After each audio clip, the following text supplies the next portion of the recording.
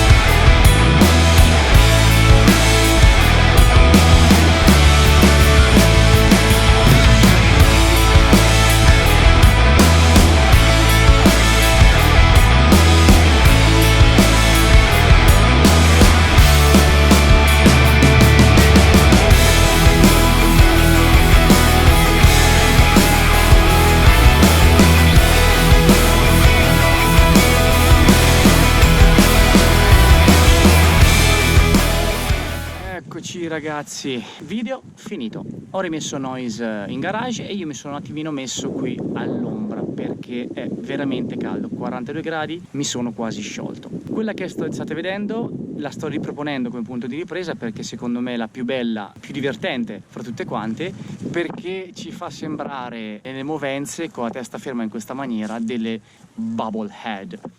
Vi ho fatto vedere i vari punti di attacco, quindi con le varie riprese diverse rispetto alle classiche pettorina e attaccata al casco. E il prossimo video sarà sugli attacchi stessi e anche dove poterli posizionare sulla moto. Quindi ragazzi, rimanete sempre aggiornati, quindi iscrivetevi al canale e cliccate anche sulla campanina, così vi arriverà sempre la notifica del nuovo video in uscita. Ciao ragazzi!